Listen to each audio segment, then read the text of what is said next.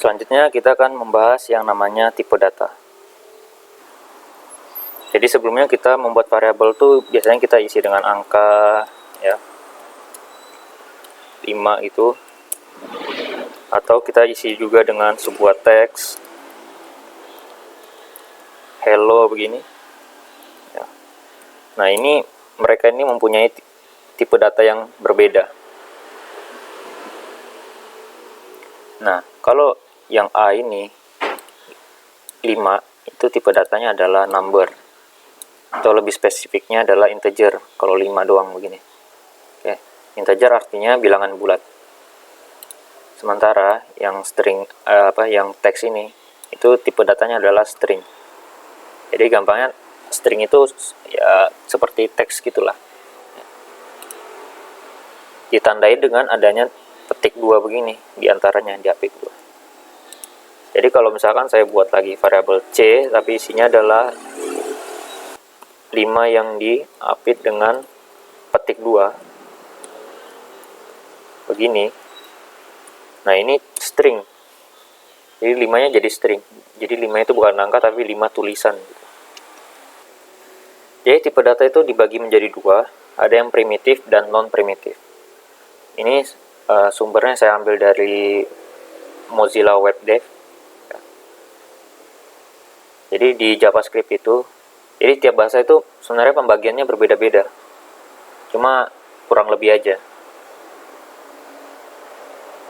Jadi kalau di JavaScript itu untuk yang primitif tuh ada ada string, kemudian number, boolean, undefined, simbol, dan null. Sementara yang non primitif ada objek.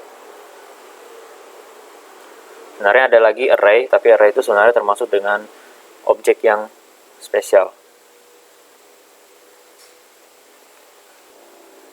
Nah untuk yang primitif ini, khususnya yang string, number, dan boolean, itu rata-rata di semua bahasa pemrograman itu termasuk tipe data yang primitif sama ya.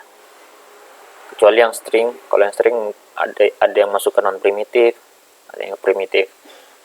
Kalau yang di primitif tuh biasanya disebutnya char, yang di non primitif baru disebut string.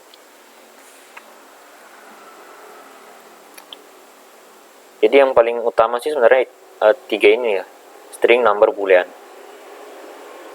Rata-rata di bahasa pemrograman lain sama gitu. Jadi dia yang akan saya bahas 3 ini, sama yang non primitif yang objek. Jadi kita udah tahu ya kalau untuk tipe data yang string itu penulisannya seperti ini. Ada sebuah teks yang diapit dengan 2 buah petik. Sebenarnya petiknya nggak harus petik 2, petik 1 pun boleh. Nah ini juga kehitung sebagai string ya, mau petik 2 atau petik 1 itu boleh untuk string. Dan yang selanjutnya number ya. Kalau number udah jelas angka ya, kayak begini 5. Tapi number itu dibagi lagi, ada yang integer dan float. Nah yang integer tuh seperti ini, A ini yang value nya adalah 5 ini. 5 ini adalah integer. 5 integer. Kalau float itu gampangnya bilangan koma gini ya, bilangan pecahan. 1,5 itu 8,5, 0,3. Nah ini semua float. Kemudian boolean. Jadi boolean tuh value-nya cuma ada 2, true dan false, itu aja. Misalkan saya buat nama variabelnya G, lalu saya isi dengan true begini. Nah ini boolean. Kita lihat nilai dari G. G sekarang bernilai true, booleannya. Jadi ini bukan string, jadi true ini bukan string, tapi ini boolean. Dia nggak ada petiknya. Kalau misalkan kita isi H sama dengan kita kasih petik begini, true, ini malah jadi string, bukan boolean. Nah, jadi string true. Berbeda ya, string true dengan boolean true ini berbeda. Kemudian ada lagi yang namanya false.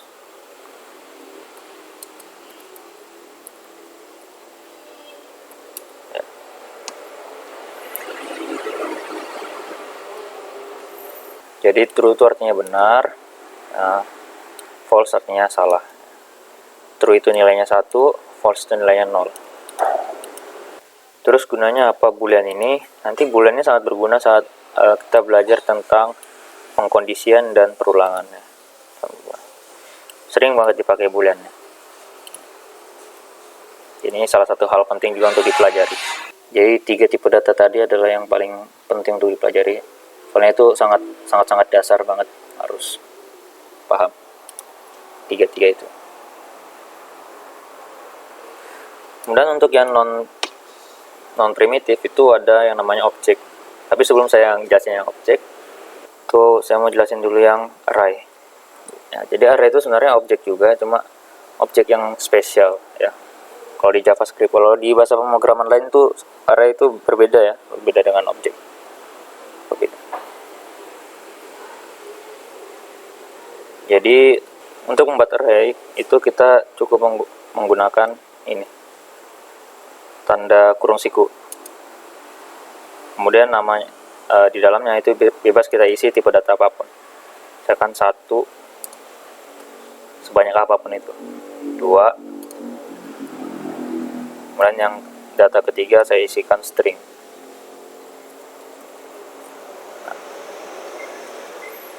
Jadi satu variabel k ini itu punya 3 buah data di dalamnya.